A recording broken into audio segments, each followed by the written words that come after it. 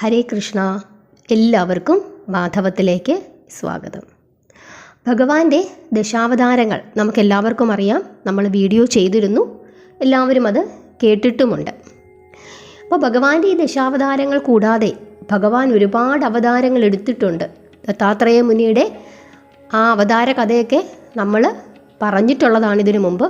അതുപോലെ ഭഗവാൻ വരാഹാവതാരം പൂണ്ടതിന് ശേഷം സത്യയുഗത്തിലെടുത്ത മറ്റൊരു അതീവ ശ്രേഷ്ഠമായ അവതാരമാണ് കപില അവതാരം. ശ്രീമദ് ഭാഗവതത്തിൽ തൃതീയ സ്കന്ധത്തിൽ കപിലാവതാരത്തെ പറ്റി പരാമർശിക്കുന്നുണ്ട്. ഭഗവാൻ ബ്രഹ്മദേവൻ സൃഷ്ടികൾ നടത്തുകയാണ്. ഭഗവാൻ ബ്രഹ്മദേവൻ്റെ മടിയിൽ നിന്നാണ് നാരദരുണ്ടായത്. പെരുവിരലിൽ നിന്നും ദക്ഷ പ്രജാപതിയും, നേത്രത്തിൽ നിന്നും അത്രിയും, പുരികത്തിൽ നിന്ന് ക്രോധവും, മുഖത്തിൽ നിന്ന് വാഗ്ദേവതയും ഉണ്ടാകുന്നു. നിഴലിൽ നിന്ന് കർദമനാണ് ഉണ്ടാകുന്നത്. അപ്പോൾ കർദമൻ ഉണ്ടായതിനു ശേഷം ബ്രഹ്മദേവന് പിന്നീട് സൃഷ്ടി നടത്താൻ കഴിയുന്നില്ല.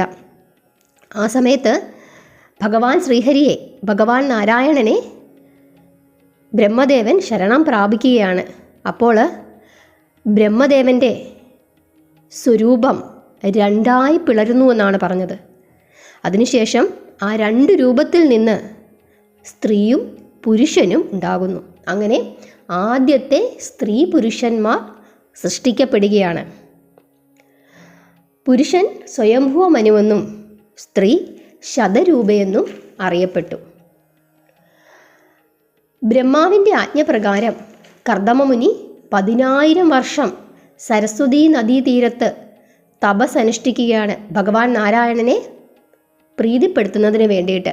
അവസാനം ഭഗവാൻ നാരായണൻ കർദമമുനിയുടെ മുമ്പിൽ പ്രത്യക്ഷപ്പെടുകയും ഇങ്ങനെ പറയുകയും ചെയ്തു: ഇപ്പോൾ ഭൂലോകം ഭരിക്കുന്ന ബ്രഹ്മാവിൻ്റെ പുത്രനായ സ്വയംഭുവ മനുവും പത്നിയായ ശതരൂപയും അങ്ങയെ ദർശിക്കാൻ അവരുടെ മകളായ ദേവഹൂതിയോടുകൂടി എത്തുന്നതാണ്. അതിനുശേഷം അവർ ദേവഹൂതിയെ അങ്ങേക്ക് സമർപ്പിക്കും. ദേവഹൂതിക്ക് 9 കന്യകമാരുണ്ടാകും. ആ 9 കന്യകമാരെയും മരീചി മുതലായ ഋഷിമാരെ കൊണ്ട് വിവാഹം ചെയ്യിപ്പിക്കണം. അതുകൂടാതെ ഞാൻ തന്നെ എൻ്റെ സകല ചിഹ്നങ്ങളോടും കൂടി അങ്ങയുടെ പുത്രനായി ജനിക്കുകയും സാഖ്യശാസ്ത്രം രചിക്കുകയും ചെയ്യുന്നതാണ് എന്ന് പറഞ്ഞിട്ട് കർദമമുനിയെ അനുഗ്രഹിക്കുന്നു. അതിനുശേഷം ഭഗവാൻ വൈകുണ്ഠത്തിലേക്ക് തിരികെ പോയി. കർദമമുനി സരസ്വതീ നദീക്കരയിൽ തന്നെ പർണശാലയൊക്കെ കെട്ടി വസിക്കുകയാണ്. ഭഗവാൻ പറഞ്ഞതുപോലെ സ്വയംഭുവ മനുവും പത്നിയായ ശതരൂപയും മകളായ ദേവഹൂതിയും കൂടി ആശ്രമത്തിലെത്തുന്നു. കർദമമുനി സ്വീകരിച്ചിരുത്തുന്നു. അതിനുശേഷം ചോദിക്കുകയാണ്, എന്തിനാണ് വന്നത് എന്ന് ചോദിക്കുന്നു. അപ്പോൾ പ്രായപൂർത്തിയായ മകളുടെ കാര്യമാണ് മനു പറയുന്നത്. എന്നിട്ട് പറയുന്നു, ഉത്തമനായ ഒരു ഭർത്താവിനെ അന്വേഷിക്കുകയായിരുന്നു ഞങ്ങൾ. അപ്പോഴാണ് നാരദര് അങ്ങയെപ്പറ്റി എൻ്റെ മകളോട് പറഞ്ഞത്. അത് കേട്ടതിനു ശേഷം മകള് അങ്ങയെ വിവാഹം കഴിക്കണമെന്നാണ് പറയുന്നത്. അങ്ങ് എൻ്റെ മകളെ വിവാഹം കഴിക്കണം എന്ന് ആവശ്യപ്പെടുകയാണ് മനു. അപ്പോൾ കർദമമുനി പറയുകയാണ്, ഞാൻ വിവാഹമൊക്കെ കഴിക്കാം, പക്ഷെ ഒരു നിബന്ധനയുണ്ട്. എന്താണ് നിബന്ധന?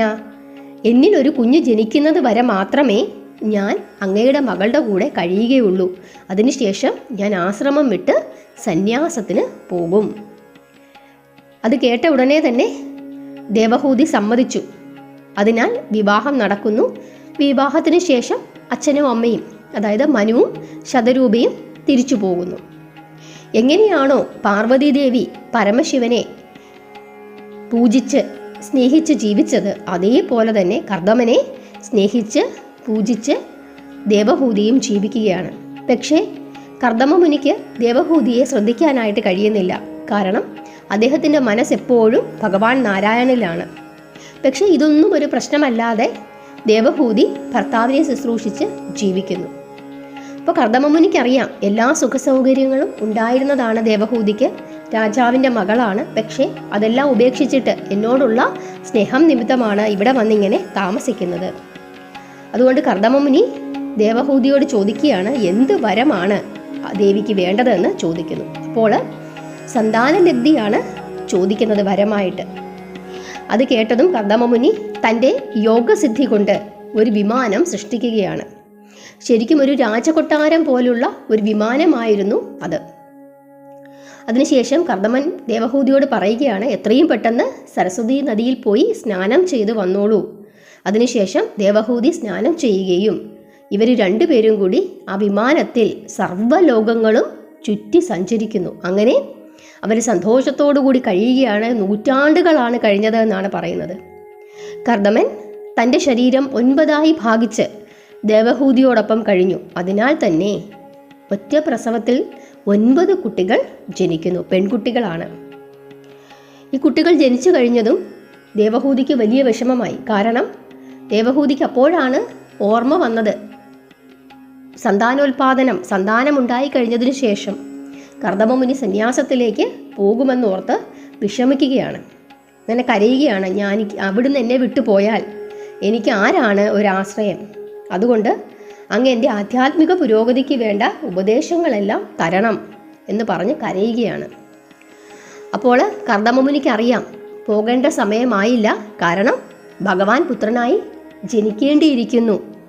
അതുകൊണ്ട് കർദമമുനി ദേവഹൂതിയോട് പറയുകയാണ്, ദേവി ഒന്നുകൊണ്ടും വിഷമിക്കേണ്ട, സാക്ഷാൽ വിഷ്ണു ഭഗവാൻ അവിടുത്തെ പുത്രനായി ജനിക്കും. അതിനാൽ ഇന്നു മുതൽ ഭഗവാനെ ഉപാസിക്കുക. ദേവിയുടെ തപസ്സിൽ സന്തുഷ്ടനാകുന്ന ഭഗവാൻ അവിടുത്തെ പുത്രനായി ജനിച്ച് എൻ്റെയും ദേവിയുടെയും കീർത്തി വർദ്ധിപ്പിക്കും എന്ന് പറഞ്ഞു. അങ്ങനെ ദേവി എന്നോട് ചോദിച്ച ആ ഉപദേശം ഗുരുരൂപത്തിലിരുന്ന് മകൻ തന്നെ അവിടുത്തെ ഉപദേശിക്കുന്നതാണ് എന്ന് പറയുകയാണ്. അതിനുശേഷം ദേവഹൂതി സാക്ഷാൽ നാരായണനെ, ആ വൈകുണ്ഠ നാഥനെ ഉപാസിച്ച് പ്രാർത്ഥിച്ച് ജീവിക്കുകയാണ്. അങ്ങനെ കുറച്ചു നാൾ കഴിഞ്ഞപ്പോൾ ദേവഹൂതിക്കും കർദമനും മകൻ പിറക്കുന്നു. ആ മകൻ ശ്രീഹരി തന്നെയാണെന്ന് കർദമമുനിക്ക് മനസ്സിലാകുന്നു. ഇതറിഞ്ഞ് ബ്രഹ്മദേവൻ അവിടെ എത്തുകയാണ്. എന്നിട്ട് കർദമനെ വിളിച്ചിട്ട് പറയുകയാണ്, മകനെ, നീ എൻ്റെ ആഗ്രഹം സാധിച്ചു തന്നിരിക്കുന്നു. അതുകൊണ്ട് 9 പെൺകുട്ടികളെ മരീചി തുടങ്ങിയ ഋഷിമാർക്ക് വിവാഹം കഴിച്ചു കൊടുക്കുക. അങ്ങനെ അവർ സ്വപ്രഭാവം കൊണ്ട് ലോകത്തെ വർദ്ധിപ്പിക്കുന്നതാണ് എന്ന് പറയുന്നു. അതിനുശേഷം ബ്രഹ്മദേവൻ തിരിച്ച് ബ്രഹ്മലോകത്തേക്ക് പോകുന്നു. ബ്രഹ്മദേവൻ്റെ ആജ്ഞ അനുസരിച്ച് കർദമമുനി തൻ്റെ 9 പെൺകുട്ടികളെ വിവാഹം കഴിപ്പിച്ചു കൊടുക്കുകയാണ്. കല എന്ന് പറയുന്ന പെൺകുട്ടിയുണ്ട്. ആ പെൺകുട്ടിയെ മരീചി മഹർഷിക്കാണ് വിവാഹം കഴിപ്പിച്ചു കൊടുക്കുന്നത്. അനസൂയയെ അത്രിക്കും, അവിർഭൂവിനെ പുലസ്ത്യനും, ശ്രദ്ധയെ അങ്കിരസിനും, ഗതിയെ പുലഹനും, ക്രിയയെ ക്രതുവിനും, ഖ്യാതിയെ ഭൃഗുവിനും, അരുന്ധതിയെ വസിഷ്ഠനും, ശാന്തിയെ അഥർവനും വിവാഹം കഴിപ്പിച്ച് കൊടുക്കുന്നു. വിവാഹാനന്തരം ഭർത്താക്കന്മാരുടെ കൂടെ അവരെ ആശ്രമത്തിലേക്ക് പോവുകയാണ്. കർദമൻ്റെയും ദേവഹൂതിയുടെയും മകനായി ജനിച്ച ഭഗവാൻ നാരായണൻ കപിലൻ എന്ന് അറിയപ്പെട്ടു. അപ്പം മകനോടും ഭാര്യയോടും യാത്ര പറഞ്ഞതിന് ശേഷം കർദമൻ തപസ്സിനായിട്ട് പോവുകയാണ്. അങ്ങനെ കർദമമുനി വനത്തിലേക്ക് തപസ്സിനായി അമ്മയും മകനെയും ഉപേക്ഷിച്ചിട്ട് പോകുന്നു. അവർ സരസ്വതി നദീതീരത്ത് വസിക്കുകയാണ്. ദേവഹൂതിക്ക് വലിയ വിഷമമൊക്കെ ഉണ്ട് ഭർത്താവ് ഉപേക്ഷിച്ച് പോയതിൽ. പക്ഷേ തൻ്റെ മകൻ ഭഗവാൻ തന്നെയാണെന്ന് വിചാരിച്ച് ഇങ്ങനെ കഴിഞ്ഞുകൂടുകയാണ്. അപ്പോഴാണ് ദേവഹൂതി കപില ഭഗവാനോട് മോക്ഷത്തെപ്പറ്റി ചോദിക്കുന്നത്. ആ സമയത്ത് കപില ഭഗവാൻ സരസ്വതി നദിക്കരയിൽ വെച്ച് ആത്മോപദേശം അമ്മയ്ക്ക് കൊടുക്കുകയാണ്. ആ ഉപദേശമാണ് കപിലോപദേശം.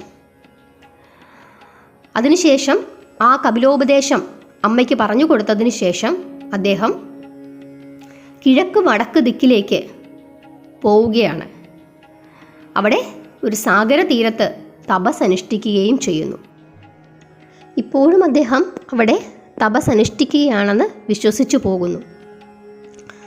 മകനും ഭർത്താവും ഉപേക്ഷിച്ച് പോയതിനു ശേഷം ദേവഹൂതി ഭഗവാനെ മാത്രം പ്രാർത്ഥിച്ച് ജീവിക്കുകയാണ്. സ്വശരീരത്തെ പോലും അവഗണിച്ച് എപ്പോഴും ഭഗവത് നാമങ്ങൾ ഉച്ചരിച്ചുകൊണ്ട് തൻ്റെ പുത്രൻ ഗുരുരൂപത്തിലിരുന്ന് തന്നെ ഉപദേശിച്ച ആ ഉപദേശങ്ങളെല്ലാം മനസ്സിൽ പ്രാർത്ഥിച്ചും ഭഗവാന്റെ ആ തിരുരൂപം മുന്നിൽ കണ്ടും പ്രാർത്ഥിച്ചു കൊണ്ടേയിരിക്കുന്നു. അങ്ങനെ മോക്ഷപ്രാപ്തിയിലേക്ക് ദേവഹൂതി എത്തുകയാണ്. അങ്ങനെ ദേവഹൂതി മോക്ഷം കൈവരിച്ച, മുക്തി കൈവരിച്ച ആ പ്രദേശമാണ് സിദ്ധപദമെന്ന് അറിയപ്പെടുന്നത്. 3 ലോകങ്ങളിലും ആ പ്രദേശം പ്രസിദ്ധമാവുകയാണ്. യോഗശക്തിയാൽ ഉപേക്ഷിച്ചു ശരീരം. അങ്ങനെ ഉപേക്ഷിച്ച ആ ശരീരം സിദ്ധിധ എന്ന നദിയായി രൂപാന്തരപ്പെട്ടുവെന്നും പറയുന്നുണ്ട്. വളരെ പ്രധാനപ്പെട്ട ഒരു ഉപദേശമാണ് കപില ഭഗവാൻ അമ്മയ്ക്ക് കൊടുത്തത്. ശ്രീമദ് ഭാഗവതത്തിലെ 3ാം സ്കന്ധത്തിലെ 25-ാം അധ്യായം മുതലാണ് കപിലോപദേശം പറയുന്നത്. ഭക്തിയോഗവും സാഖ്യയോഗവും ജ്ഞാനയോഗവുമൊക്കെ വിശദീകരിച്ച് പറയുന്നുണ്ട്. പല രീതിയിലുള്ള മനുഷ്യർ, പല രീതിയിൽ ജീവിക്കുന്ന മനുഷ്യർ, അവരുടെ മരണാനന്തരം അവർക്ക് എന്ത് സംഭവിക്കുന്നുവെന്ന് വിശദമായി പറയുന്നുണ്ട്. അതുപോലെ ഒരു ജീവൻ എങ്ങനെയാണ് ഗർഭാവസ്ഥയിലെത്തുന്നത്, ആ ഗർഭാവസ്ഥയിലെത്തിയതിനു ശേഷം ആ ഭ്രൂണത്തിന് എന്തൊക്കെ മാറ്റങ്ങൾ സംഭവിക്കുന്നുണ്ട് മുതലായ ഒരുപാട് ഉപദേശങ്ങളാണ് ഈ കപിലോപദേശത്തിൽ ഉള്ളത്. വളരെ വിശദമായി തന്നെ പഠിക്കേണ്ടുന്ന ഒരു ഭാഗമാണ് കപിലോപദേശം. നമുക്കത് വിശദമായി തന്നെ ഒരു ദിവസം പഠിക്കാം. അപ്പോൾ ഇതാണ് കപില ഭഗവാൻ. അദ്ദേഹം ഇപ്പോഴും തപസ് അനുഷ്ഠിച്ചു കൊണ്ടിരിക്കുന്നുവെന്നാണ് വിശ്വസിക്കുന്നത്. പശ്ചിമ ബംഗാളിൽ അദ്ദേഹത്തിന് ക്ഷേത്രമുണ്ട്. പശ്ചിമ ബംഗാളിലെ ഗംഗാസാഗറിലാണ് അദ്ദേഹത്തിന് ക്ഷേത്രമുള്ളത്, കപിലമുനിയുടെ ക്ഷേത്രം. ഇപ്പോഴും അദ്ദേഹം അവിടെ തപസ് അനുഷ്ഠിക്കുന്നുവെന്നാണ് വിശ്വസിക്കുന്നത്. ഹിന്ദുക്കളുടെ വളരെ പ്രധാനപ്പെട്ട ഒരു തീർത്ഥാടന കേന്ദ്രം കൂടിയാണ് ഇന്ന് ആ ക്ഷേത്രം. അപ്പോൾ ഇതാണ് ഭഗവാൻ നാരായണൻ്റെ ഏറ്റവും പ്രധാനപ്പെട്ട കപിലാവതാരം. എല്ലാവർക്കും കഥ ഇഷ്ടപ്പെട്ടോ? എല്ലാവരും കപിലമുനിയെ വിളിച്ച് പ്രാർത്ഥിക്കണം. അതീവ ശക്തിശാലിയാണ് ഭഗവാൻ. വളരെ പ്രാധാന്യമുള്ള ഒരു അവതാരമാണ്. ഇതുപോലെ ഭഗവാൻ ഒരുപാട് അവതാരങ്ങൾ എടുത്തിട്ടുണ്ട്. നമ്മൾ ഈ ദശാവതാരങ്ങൾ മാത്രമല്ല, ഇതിൻ്റെ ഇടയ്ക്കുള്ള ഒരുപാട് അവതാരങ്ങളുണ്ട്. ദത്താത്രേയ മുനിയൊക്കെ ആ കൂട്ടത്തിൽ വരുന്നതാണ്. നമ്മൾ ഇതിനു മുമ്പ് ആ വീഡിയോ ഇട്ടിരുന്നു. കേൾക്കാത്തവരുണ്ടെങ്കിൽ നമ്മുടെ ചാനലിൽ അതുണ്ട്, കേൾക്കണം. നിങ്ങൾക്ക് ഇഷ്ടപ്പെട്ടോ കപിലമുനിയുടെ ഈ കഥ? ഇഷ്ടപ്പെട്ടെങ്കിൽ നിങ്ങളെല്ലാവരും ഒന്ന് ലൈക്ക് ചെയ്യണം. അതുപോലെ നിങ്ങളുടെ അഭിപ്രായങ്ങളും എഴുതി അറിയിക്കണം. സബ്സ്ക്രൈബ് ചെയ്യാതെ കാണുന്നവരെ സബ്സ്ക്രൈബ് ചെയ്യുക. എല്ലാവർക്കും ഈ വീഡിയോ ഒന്ന് ഷെയർ ചെയ്ത് കൊടുക്കുകയും വേണം. അതുപോലെ ചിലർക്കൊക്കെ നോട്ടിഫിക്കേഷൻ കിട്ടുന്നില്ല എന്ന് പറഞ്ഞിരുന്നു. നമ്മൾ സബ്സ്ക്രൈബ് ചെയ്യുമ്പോൾ ഇപ്പോൾ എല്ലാവർക്കും അറിയാം, അതുകൊണ്ടാണ് പ്രത്യേകമായി പറയാത്തത്. അതിൻ്റെ തൊട്ടപ്പുറത്തായിട്ടൊരു മണി പോലത്തെ ഒരു ഭാഗമുണ്ട്. അവിടെ ഓൾ എന്ന് തന്നെ നമ്മൾ പ്രസ് ചെയ്ത് കൊടുക്കണം. അപ്പോഴാണ് നോട്ടിഫിക്കേഷൻ കിട്ടുന്നത്. ഏകാദശി വരുന്നുണ്ട്. എല്ലാവരും ഏകാദശി വ്രതം എടുക്കണം. ഭഗവാനെ പ്രാർത്ഥിക്കണം. നിത്യേന പ്രാർത്ഥിക്കണം ഭഗവാനെ. അതുപോലെ ഞാൻ ഇന്നലെ ഇട്ടിരുന്ന വീഡിയോ, അത് ഇന്ന് രാവിലെ പ്രാർത്ഥിക്കാൻ കഴിയാത്തവരാണെങ്കിൽ ഇനി അങ്ങോട്ട് തുടർന്ന് എല്ലാ ദിവസങ്ങളും, ഇന്ന് പ്രാർത്ഥിച്ചില്ല എന്ന് കരുതി കുഴപ്പമില്ല, ഇനിയുള്ള എല്ലാ ദിവസങ്ങളും ആ പ്രാർത്ഥന ചൊല്ലണം. ആ വീഡിയോ കണ്ടാൽ മതി. വളരെ പ്രധാനപ്പെട്ട ഒരു വീഡിയോയാണ്. നമ്മുടെ സാമ്പത്തിക ബുദ്ധിമുട്ടുകളും പ്രയാസങ്ങളും ഒക്കെ മാറും.